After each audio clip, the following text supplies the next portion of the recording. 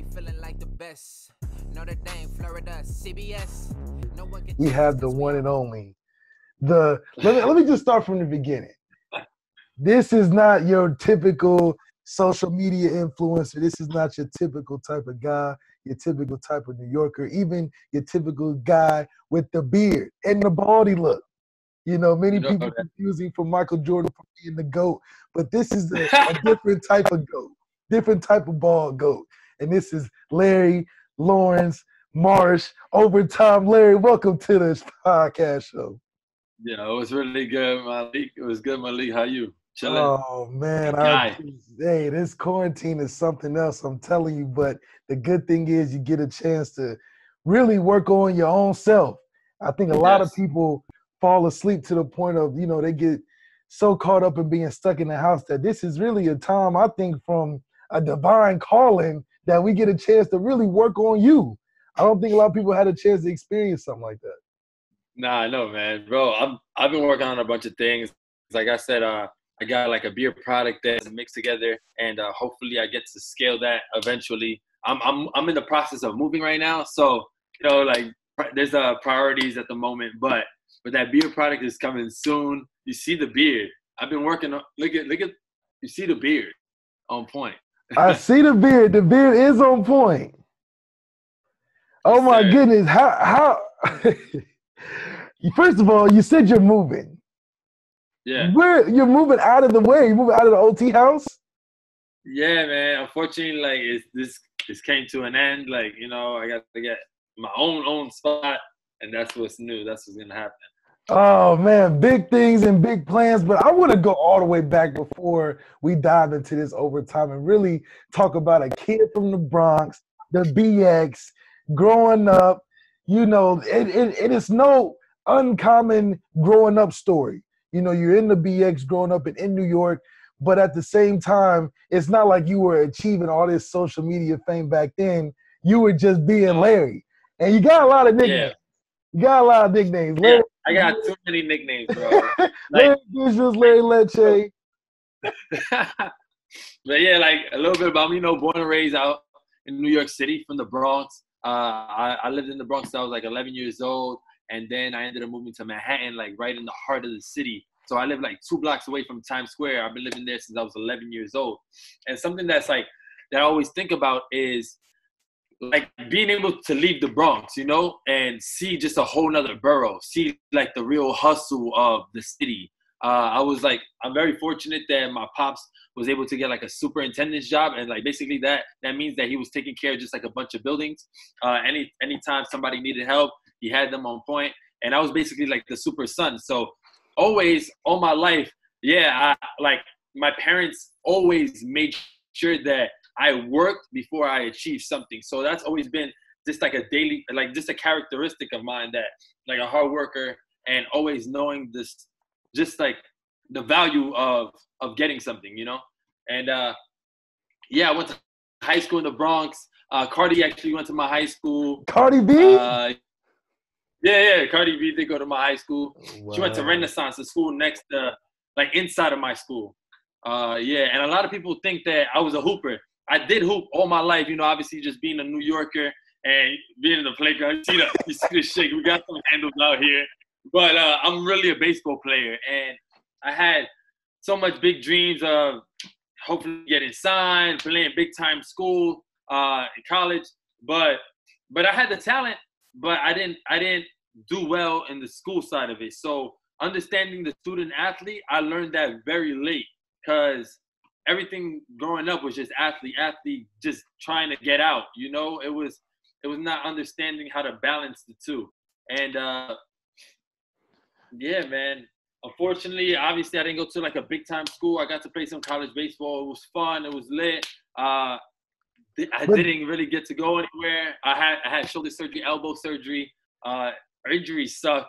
You know, Malik, injuries suck. They do. Baseball though is your love though, and a lot of baseball, what you learn from that drives you to even this day. So describe that love for baseball that you have. What's that relationship with baseball that you have? So that love for baseball, brother, I turn into a kid when I speak about it, because it was an everyday Grizzy, bro. When I mean to tell you, I lived in Manhattan, and I lived about an hour and some change away from my high school. We had to be there at 6 a.m. for practice. I was leaving my house at 4:50 in the morning. Like a 15-year-old kid leaving his house at 4:50 in the morning, making sure he gets there at 6 a.m. to make sure, you know, he practice, does his thing. I had $5 in my pocket, you know, because that's all my parents were able to give me. So I had to make sure $5 lasts me until I get home by 6 p.m., you know, because I had another practice. Hopefully, like, you know, I get to go to my coach's house after school. So it was just like, man, I was working at all times. I used to faithfully, like, sleep over my coach's house because he was fortunate to have like a house and have like a little backyard that he created a cage. He had like a little area for us to take like ground balls at all times. So it was like a constant grind. It was me, my boy Estrella, and my boy Gabby that were just like always together practicing. And we got to go to school together. My boy Yaya, my boy Jeffrey, we all got to go to school together. I had like all my peoples that I grew up with in the same high school. It was just like, it was never old, man. It was always fun. It was a good time because we were nasty, and it just would have been amazing. I know it just would have been amazing to just see us prosper in the sport and all of us do bigger things. But you know, life is life, and your lane is gonna, you know, come through when it can. And baseball did take you far, though. It brought you new avenues, and it brought you around different groups of people. Was that the first time you started to experience different cultures and different mix of types of people through baseball, or did you always have that being from New York and in New York? Yeah, to be honest, brother, when like my leagues were mostly Hispanic Black leagues, you know, those were just like that's what my league was predominantly. That's what it was. It wasn't until I started playing summer baseball with like the New York Gothams that my team started being a little bit more diverse, where I saw people like Asian culture. I saw people, obviously, like most of my teammates were Jewish. Obviously, a lot of my teammates were Dominican, Puerto Rican, Black. So I started seeing more diverse type culture. I understood. Also, when I was playing on that team, we had to respond to emails. So I started understanding just being on point, being on your grind, making sure that timely with your emails, responding, just that flow communication, making sure that you're, you know, on point with your meetup time so you could get to your game. So, you know, that's everything that I learned as I was young, and I always carried that kind of like a leader quality.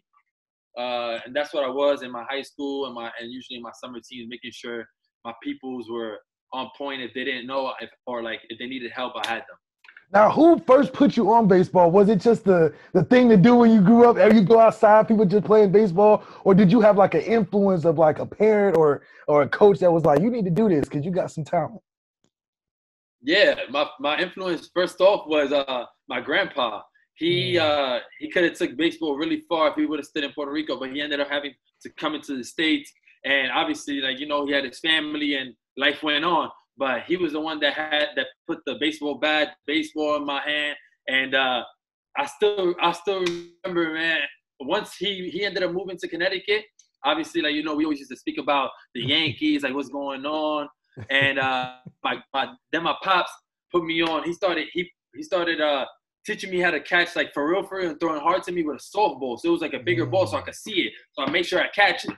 And then I made the transition into the baseball, you know? And yeah, man, I always had like a strong arm. I always like been kind of like fast, athletic. And it was fun, you know? You know, we always talking about athleticism, bro. But it's just like sports and just baseball, it made me, bro. It just, I always wanted to be outside. I couldn't imagine being a kid right now and knowing the love that I have for my sport and not being able to play it.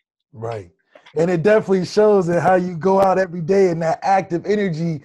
And a lot of that's from the love of baseball, but you also had a lot of love growing up with theater and with some acting stuff. In the mix of growing up with baseball and sports, you had a side for the camera. And that's, I think, isn't that where one of your nicknames, Larry Visuals, came from? Or how did that come about?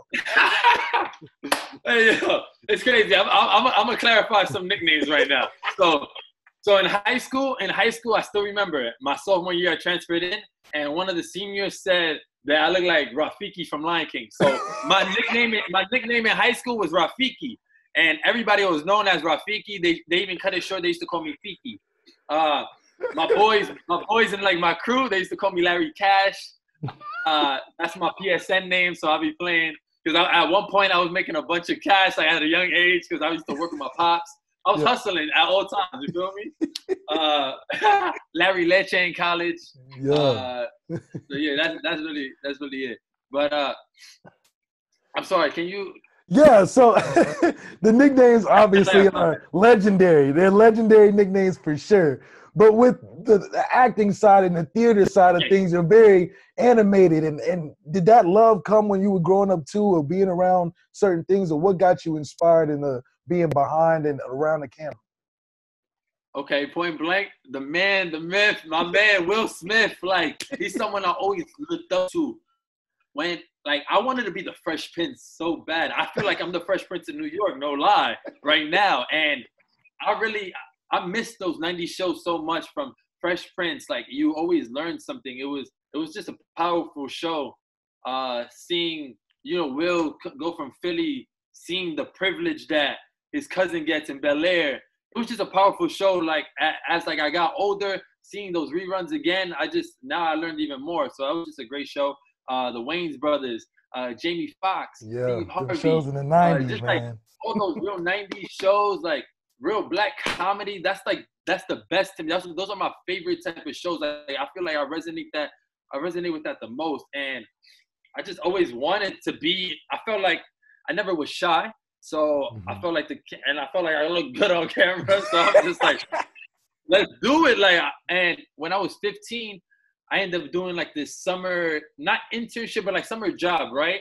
Yeah. I forgot the exact name of the program, but it was at MNN Studios, which was on 57th Street and like 10th Avenue, right? And this was just like a local Manhattan network. So like a lot of people actually, if you go to this studio, you can possibly get your own like kind of just TV show on this network, with just like high quality. It was just like a real like local, like they were just doing a lot of local community shows. It was awesome.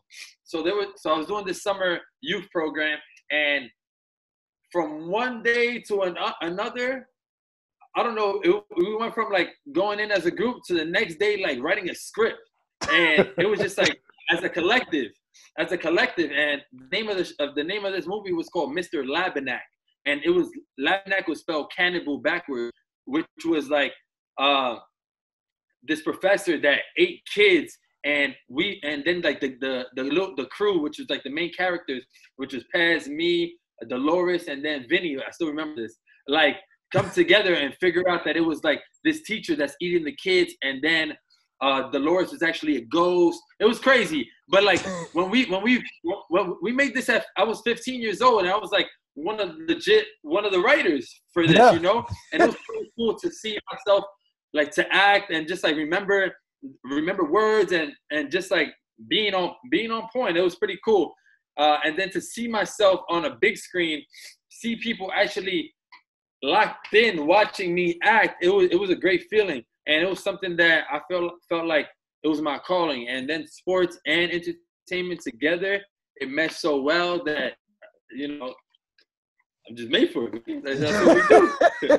And the story sounds so great because, like you said, it is a perfect blend between sports and the competitive culture that you grew up in with baseball, and then the entertainment side, because you're not shy at all. And having that early success of seeing people see your work and appreciate it, it felt like the melding point that really got you going in early. But growing up from the Bronx, it's not easy, and it's not as crystal clear and as a picture that you can imagine and how you make it seem. But what were kids that were growing up around you missing, or what was the thing that they wasn't doing that you was making happen at that age that got you to that point where you knew what you wanted to do at an early age? Yeah. I feel like Lavo is different from me. In my opinion, is like I give all the credit to my parents. Like my parents instilled these qualities in me.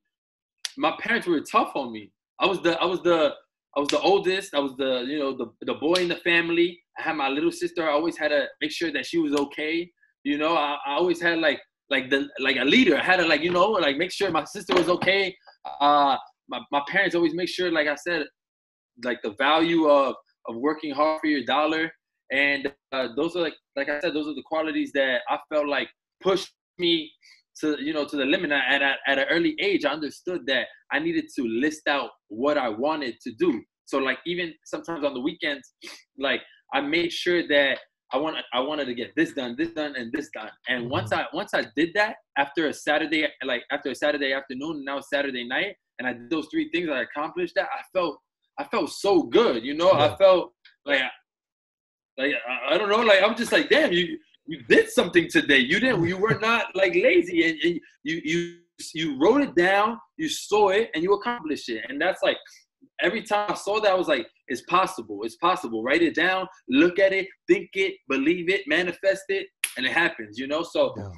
I just never think that something is too crazy of an idea. Like if we can all come together and really shape it and, make it better for people, you can make it happen. You know what I mean? Absolutely. Exactly. And a lot of people try to find those answers of how you get it done. And you literally have told us it's very simple. It just comes with consistency and that effort. And that's something that you've never lacked. And seeing the results of anything that you put work in for is a resounding, and it comes back.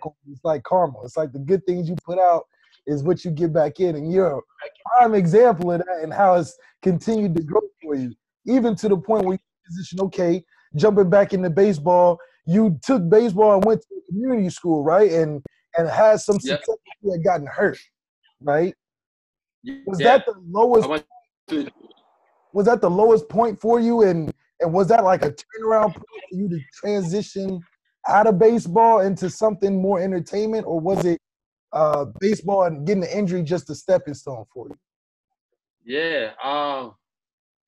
Once I got out of high school, I ended up having to go get elbow surgery a couple months after. And but yeah, I think right then and there at 18, I didn't know what I was going to do. I didn't have no good grades to go to any college. I didn't get accepted to any college. I was like, all I got is my arm right now at this point, because at this point, I'm in my mind, of course, but at this point, I was just like, damn, I got to get my arm back to normal. So I just really thought about it, and I took all the precautions correctly. I was healing for 3 months, and then right after, I got right into the physical therapy. I did that for about a month or 2, and then I got into a throwing program that took about 3 months, and then I was ready to play summer baseball. And once I got into summer baseball, I was able to get that scholarship, But like throughout that whole time, I was thinking like, damn, what am I about to do? I'm trying to get to school, and I felt like I knew baseball was gonna get me to get that school. So once it was summertime, one day I got a call from some coach out in New Mexico. It's a military college, New Mexico Military Institute, and they were offering me a full ride. I'm just like, I got no schools. I have nowhere else to go. So all right, we out. I heard there was like 7 other dudes from the BX going. I heard some names. I'm like, oh, he going. Damn. Yeah. I'm like, damn, this place must be pretty cool. Yeah, right. Whatever. So it's crazy. Whatever. I ended up getting that scholarship. I ended up going out to New Mexico. It was one of the craziest experiences of my life. I was there before school even started. I was there a whole month prior, and I got there like August 1st. I wasn't starting baseball till like August 12th, right? So throughout that whole time, I had to do like everything that the military like college like required. So, all right, first day I got there in New Mexico, I ended up going to sleep, right? I ended up meeting my roommate, a Samoan kid from Hawaii, boy Noga. We ended up going to sleep. That next morning, wow, it's like 5 a.m. I'm sleeping. All I hear, bah, bah, bah, bah, bah, bah. Rats, get outside, rats, get outside. I'm like, what is going on? I hear, I'm like, no, this is straight out of a movie, dog. And he's like, Marsash, I think we need to go outside. Put on your PTs. And I'm like, what is going on here? So I had to go outside, right? And whatever, we had to wear like the uniform, and we had to basically be in push-up position until everybody in your like your troop got to like its little base. And you had to be there in push-up position saying, hurry up, rat buddy, hurry up, rat buddy, hurry up. I'm 18 years old coming from the BX, right? And I got people like younger than me who have been like a part of this military program, because it's high school and college. It was together. Yeah. So there was high school kids really telling me what to do. They were like sergeants. They took this serious. You know, this was no joke to them. So, bro, it was that next day. I was like, mind you, none of my boys were there yet. Right. My boy Julio was supposed to be there. He was not gonna be there for like 5 more days. I was like, I don't think I could do this for 5 more days. Somebody that I know. Right away, I called my mom. I'm like, this ain't it. She's like, I told you. They just kept saying, I told you were going to have to do that military stuff. Yeah, I'm like, yeah, they cut off my hair. This is when I had the fresh flow. I had the mohawk going down there with the little. I'm like, oh, man, kid. This is a whole different experience. Yeah. So I really had to, bro, I could really go in depth with that. Like, when you got in trouble out there was something called demerits and tours, right? Yeah. So let's say, for example, I didn't square my corner, because that's what I had to do for the first month until I became a private. If I didn't square my corner and somebody wanted to give me a stick, that's when you get in trouble. You get a stick, I get 10 demerits and 3 tours, right? Once my demerits stack up, once my demerits stack up, I could possibly get kicked out of school. Once my tours stack, I have to get my tours down to 0. Your tours always got to be down to 0. So let's say I have 3. I have to march with a rifle outside for 3 hours. Oh my gosh. Yeah, it was crazy, dog. It was insane. It was real military flow. And then it went from, and I was up, I felt like I was up all day. 6 a.m., wake up with breakfast and school. Then did you even play baseball? Did you get That's baseball? What I'm saying. No, we did. No, we practiced a lot. And when I got to be by myself, I got to go to the field anytime on some like individual work. I used to do, bro, anytime I got to go to the field, I was in the field. That was my happy place. That's the place where I could be, actually laugh, smile, look at my friends, like say what up, you know? Yeah. When I was in the Corps, that's what they called it in the military college, like inside, bro, you couldn't do nothing. Now, what did that teach you? What did that teach you? I could talk about what? But what did that teach you, though, going through something like that? Because that's not the style you live by at all, by any means. You're not used to the whole people controlling and telling you your whole life. That's not how you live your life. So explain that going through that and what it taught you about how you go about not living in fear today, and how you not living in fear today has made you so accomplished in what you've been able to get done so far. Yeah, just me being able to be out there, a kid from the Bronx in New Mexico, probably like, you know, cross country from his family, being out there for a whole year, I just understood like resiliency. Like, you know, I just understanding like, you know, that the mind works in, you know, mysterious ways. Like you have to really tap into your mind. If you get your mindset correct, you can really just make sure that you're in line and can finish, and you could, you know, pull through. So that's really that year that taught me that. And I always speak about that memory because I was just, you know, I was at a young age, and it taught me to just appreciate my peoples, you know, as well. I was so far from them. I didn't really talk to them as much, and I was lost, you know. And it really always also taught me that, like, when you're in those positions, you need to be able to speak to people and have people that can, you know, can speak with you, calm you down, also get your mind right, get you back into your swing of things, you know? Absolutely. And then, so you stayed for a year at the school, and then you came home, and was that the beginning of the overtime transition, or did you leave school with a mission of trying to go pro, or how did that transition go? Yeah, the mission was still trying to go pro because I was still throwing hard, and I just got out of elbow surgery, and I was feeling really good. So I ended up going to Post University in Connecticut, and yeah, that first year, my I don't know what it was. I was throwing. I guess maybe I was throwing so much in New Mexico that when I got into Connecticut, I was throwing. One day my shoulder started hurting. Yeah, my shoulder started hurting, and every time I throw, I would feel something like right here. I'm like, damn, that joint hurt, and I was like, damn, I cannot throw on this shoulder like I was throwing on my elbow. I was throwing on my elbow for 6 months when I like without understanding that I had a fracture, you know? Right. So I was like, I'm in college right now. They have insurance. I gotta go shoot out and see what's wrong with me. I ended up having a torn labrum that first year. So now I'm injured again, and I had to redshirt. And that year sucked. Seeing everybody, you know, again, like not playing baseball, seeing everybody. Actually, now I'm at a regular school though, so at least there's like, you know, things to do around the campus. But not being able to play baseball, not being able to practice as much, not being able to throw, it was all mind F. Yeah. Especially when you're super competitive.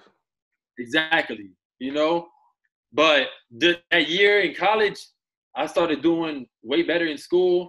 It was a sports management program. I started, like, you know, just understanding the business side of sports. Mm-hmm. That's what really started, you know, getting me into understanding that there's work in sports besides being an athlete, you know?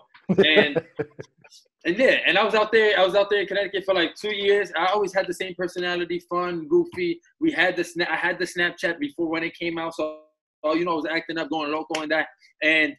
And that's when I moved back into the city, went to City College, and got into advertising and public relations. So now I already have like a more of a sports management background. I did that for 2 years. Now I'm doing some ad PR, and I rekindled with Zach, and that's the transition with Overtime. He gave me that internship.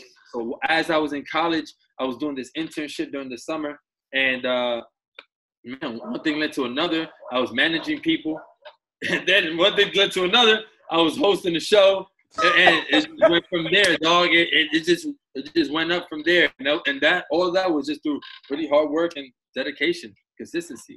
Right. So at that point, when you started making videos, you go from managing and getting the opportunity to try something different. Did you exactly know what you was getting into, or was it more of like, I see a potential in something that I could really build my own self out of because I know I got the personality for it? To be honest, I did not think that I would ever be on camera right away. Like I didn't think it was gonna play out that way. Mm-hmm. I was being me on Snapchat, right? Mm-hmm. That was just like my nighttime persona. But when I was daytime, I was working obviously at OT. I was managing kids, and I was making sure that everybody was going to games and just understanding that role. And I knew Overtime was gonna be something huge. I already knew it from the beginning. I just understood that this guy, Dan Porter, already sold 2 companies. I was just like, Zach is a mind, he's a genius. I was like, they're great people. They've been helping me since I've gone and started with them, and I've grown myself. So I was just like, yo, I'm gonna keep rocking. And like I said, the nighttime Snapchats, Dan started peeping them. He loved them. So he was just like, he's like, this guy should be in front of the camera. And then we started hosting the Overtime Challenge. Wow. So you go into the Overtime Challenge and you take off. You get A-Boogie to do one of your Overtime challenges. You're getting these star players. But at what point were you like, okay, this may be my thing, and I'm seeing the attention? Was there a moment where you was like, oh, I'm Overtime Larry, and this is what I do? Yeah, I think it was after the first season of the Overtime Challenge, like right when we hit that A-Boogie point, people were coming up to me like, yo, can I take a picture with you? I love your videos. And I was like, yeah, of course. And then that's how things started flowing, because they saw me with the Mac McClung, with the Darius Garland, with the Scotty Lewis, with the Jelly Fam, with the Jordan McKay, with the Trae Young. That was just the whole first season. That was a big time. With Cassius, Sharif, it was huge. And at that point, I was just like, damn, like, nah, this show is it. And then we were able to sell the show. You were a part of it, dog. And like the Converse. And now we've been selling it more. Reebok, you've been a part of as well. So just having that opportunity and being able to know that, I host a show that's getting loved by other brands, it's getting loved by the kids. I feel like I'm impacting the community and the next generation every day, to be honest.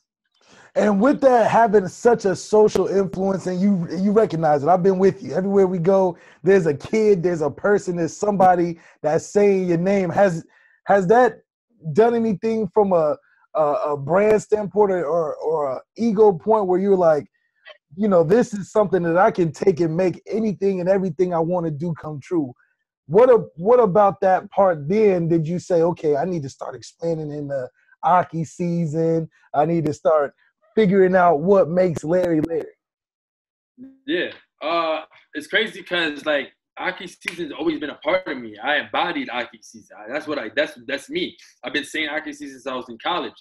So I like working with Overtime. Aki season's been that. Like, you know, everything that I've done has always been a part of me. You know, it's just now that like I'm understanding that I created, like, you know, I've helped create Overtime. So I understood the process and just like how to create something and make it big. So that's why I'm slowly shifting into other things, trying to make Aki season more of just like a fitness brand for everyone to really get active. And then like doing my beard product, La Barba, making your beard now making your beard just look from a beard to La Barba. You know, it's just like turning it. It's like a sexy brand. You know, when feel me, it's just like it's always like about the brand. I think I'm really good at branding and making sure that things look appealing visually, you know, and just like cool in general. So and with that, what is it that you want to prove to the culture? Now that you know you got this foothold in it, what are you trying to prove? I mean, everywhere you go, they validate you. But what are you trying to give back and prove to the culture? Yeah, I want to prove to the culture that, like, to be honest, that all my dreams that I thought about when I was young, that I can make happen, you know, that I think about it like this every day, that like, I'm just like, why can't I have my own shoe? Why can't I do a collab with Pharrell? Why can't I've already been to Japan. Why can't next time I go meet with Nigo and Pharrell, you know, just because they like my stilo or they like my kufi that I wore that day. It's just like, I feel like all those little things and I feel like my purpose is bigger with just like, you know, fashion is music, is technology. It's I just never could put myself in a box. Like I just feel that I'm really, I really could be just in any lane and just I'm interested in learning, you know. That's really the biggest thing. A lot of people think that they could just go into things head on in without really knowing, you know. I'm interested in learning and just being a student of the game always. That's just how you learn and that's how you grow. You got to start somewhere.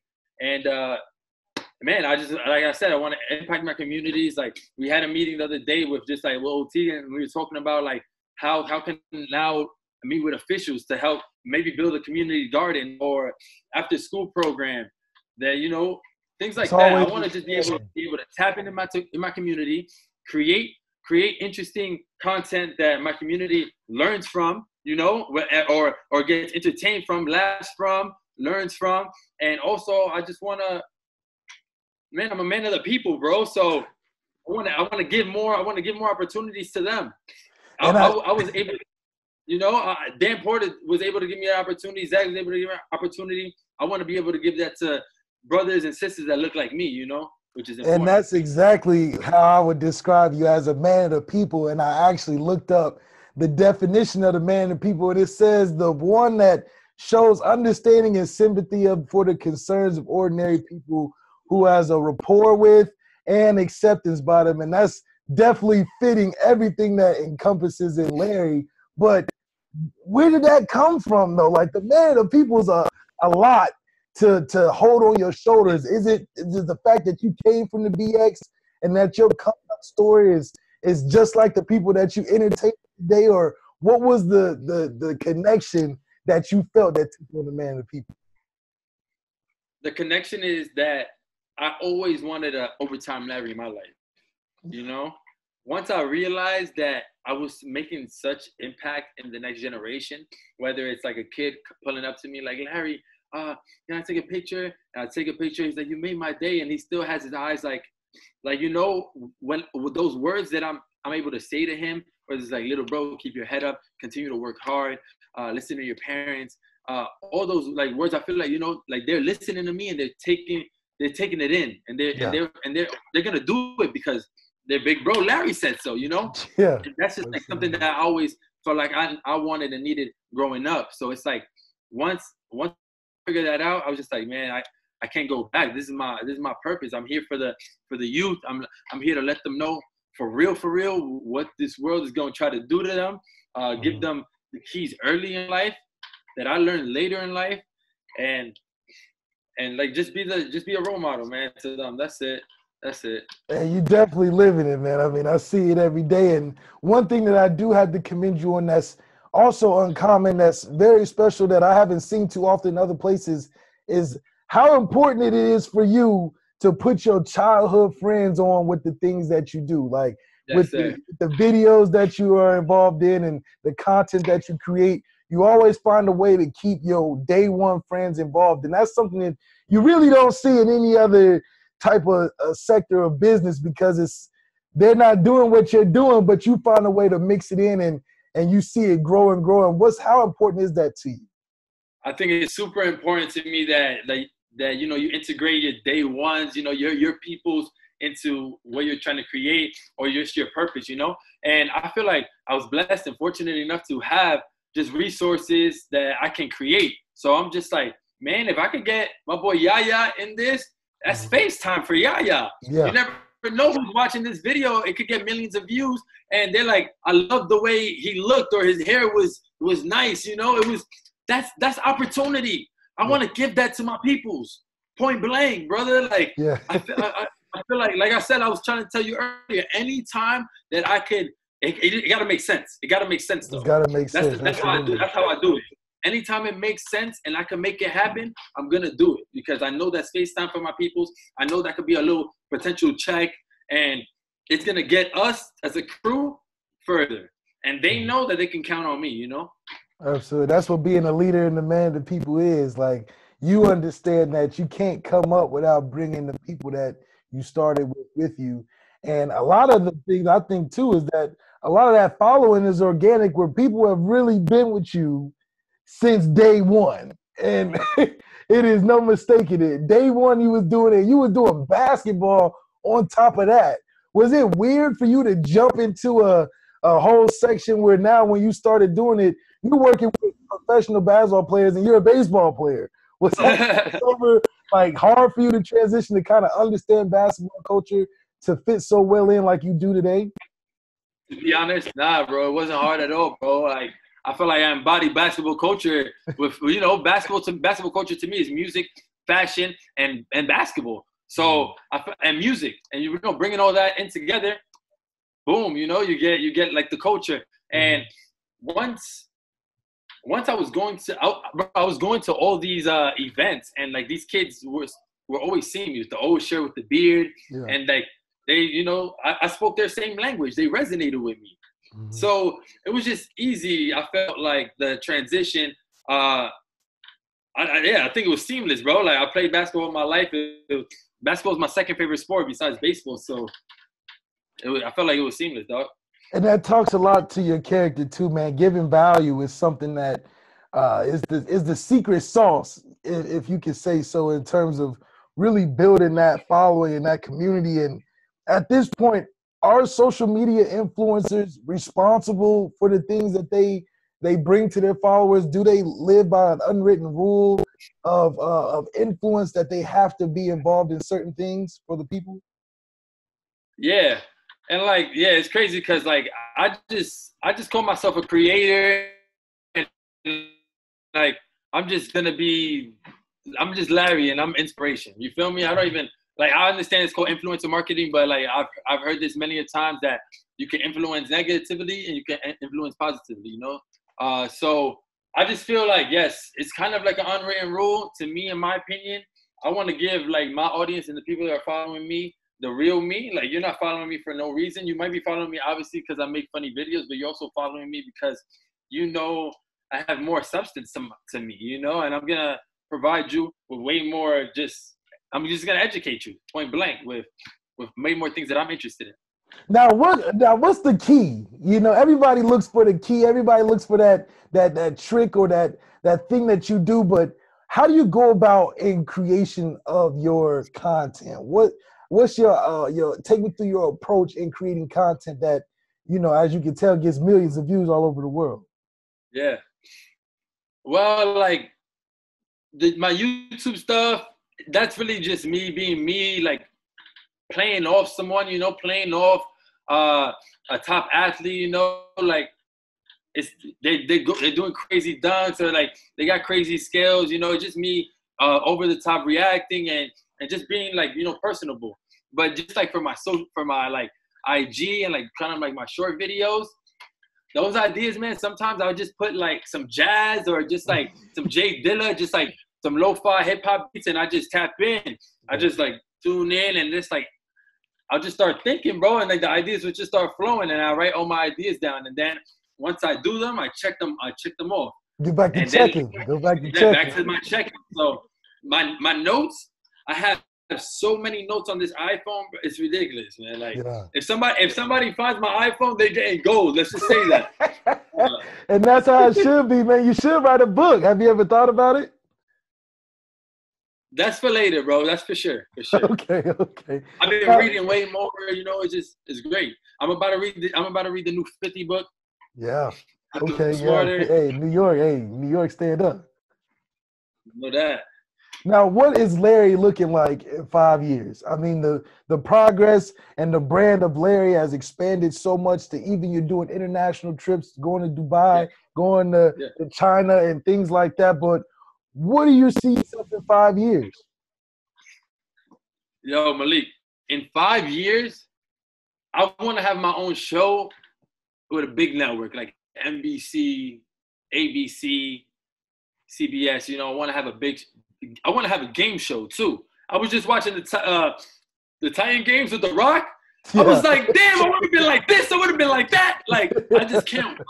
I see it, bro, because I feel it. And like, anytime I see that, I get so excited, and bro, it gives me that same feeling when I had when I was thinking about, damn, Larry, like, what if you get a certain amount of followers that you are able to do this now? When I was just thinking about that, now it's just like they're manifesting, bro. You can think it, you can make it come true.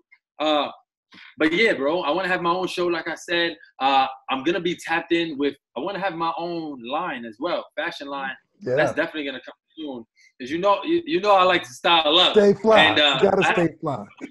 Yeah, I've had a bunch of ideas in the cut. I have a lot of homies out in Japan too. So like you said, the international trips, I want to continue that. I want to be world renowned. Like, I want to be known everywhere around the world. And I have contacts and reliable sources everywhere I go, from Dubai, Japan, France, Italy, Spain. Then I come back and then I could go down to Dominican Republic, Puerto Rico, just hitting all parts of the world. Like I said, I travel so much that I love to tap into the people. That's what really gives me that creative juice to keep going. Gives me more ideas. It lets me see more patterns of life. You know what I mean? See more just like walks of life. It's super interesting, and learning language is super interesting. I love to even learn a little bit of each language just so I can feel like I'm tapped in, to the culture and the people who like really get me. So that's always been something with me. I want to continue with that. I want La Barba product to really be a real thing by 2 years, That's the beard product. I really scaled this because beard is going to be forever. And this beard is going to be looking smooth forever. You feel me? And low key, bro, I got something on Becky. I'm going to tell you right now because you won't put me on blast, but I'm going to grow my hair back. Really? The hair. Wow. Is this because of quarantine? Is this because of quarantine? It's because of quarantine, bro. Facts. Yeah, there we go. Let you see off the recording. Now, let's talk about that, though. That's a signature look that you've developed over time, is the bald look with the beard. That's a Larry special. So what about the signature look that's got you changing that? I want to go back to the hair. Was it you started seeing your follicles? Yo, nothing got me changing, bro. A thought just came into my head, right? I was just like, yo, Larry, you haven't really grown out to see how your hair would look for 6 years, right? Yeah. We were in quarantine. I was just like, there's no barbers. My barber, I still haven't got a cut. You know what I'm saying? it's been months, so I'm just like, damn, might as well grow and see what you See can what do. happens. Throw a little oils up there, see what can happen. You Well, never know. up there, you know. I'm just like, you never know, bro. But no lie, I was thinking like, damn, bro, yo, let you get back your yapey, your curlies, boy, with the beard, with the products. Damn, that's a whole evolution, my boy. Evolution. That's the whole evolution. And if they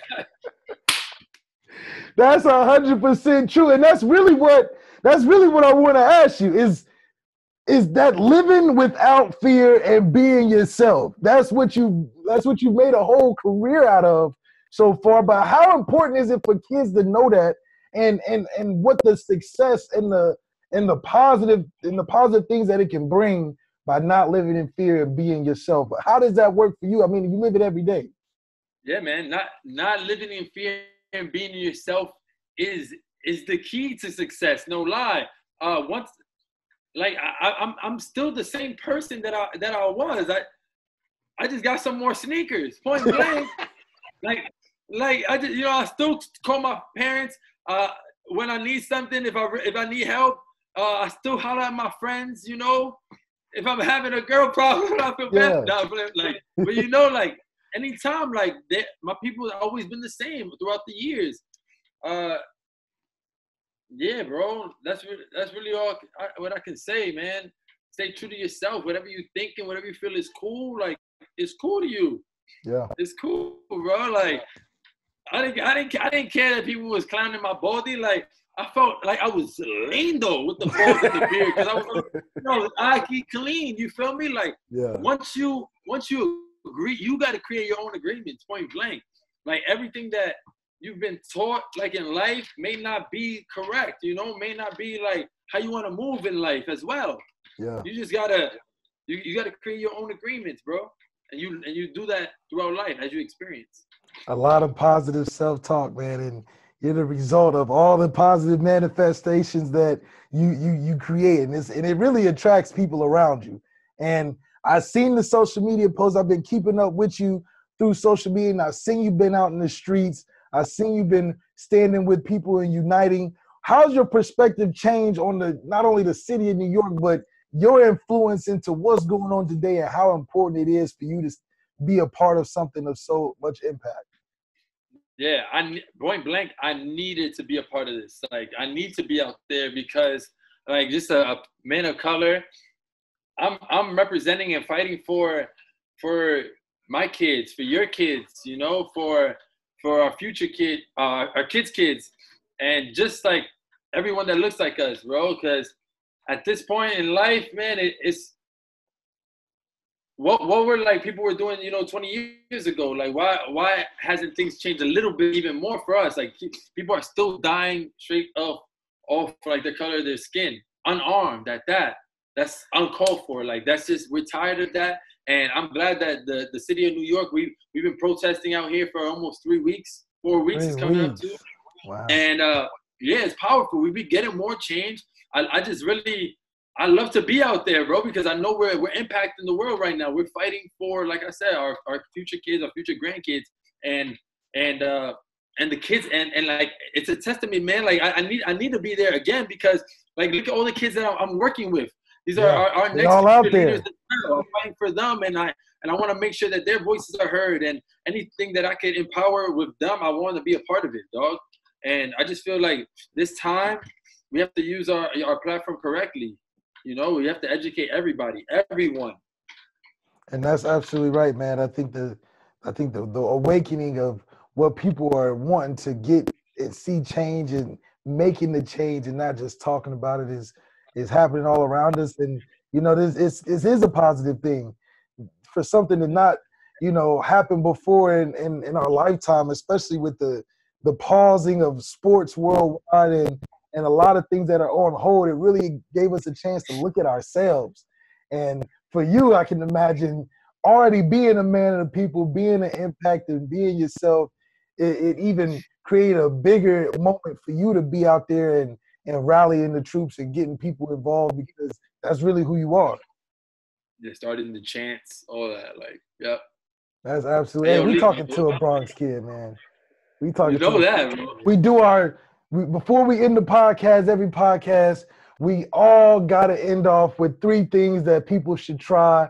And, you know, knowing that you got a lot of things to try, I feel like you got 3 good ones. Three things people should try? That they haven't tried before. That's uncommon. 3 things you should try uncommon.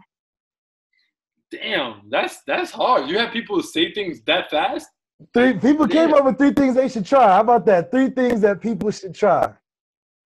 3 things people should try. By Larry. Huh? By you. By Larry? Oh, no. I feel like, no lie, think about a product. Products sell every day, you know? The point is make life easier for people. And if you could create that next product that does or next app that does, try to do it. I feel like that's pretty cool. Products is cool, and I'm getting involved into it myself. That's dope. Last thing, follow. Tell us where to follow you before we head out. Make sure you're traveling. If you don't travel, stop buying stuff. Start traveling. Start traveling. Culture yourself up. Learn new languages. Learn more walks of life. I'm telling you, tap into the world. More people are gonna show you more love. You're gonna embrace the love. You're gonna see the love, and you're gonna give the love. So I'm all about love, and I got to go, boy. Absolutely. Hey, thanks again, Larry. Follow him, Overtime Larry, and we out, baby. On another. Hey, follow me on Overtime Larry. Follow La Barba. Follow It's Aki Season. You know that. You know that. Thanks again, brother. I appreciate you. It'll be, bro. Dubai.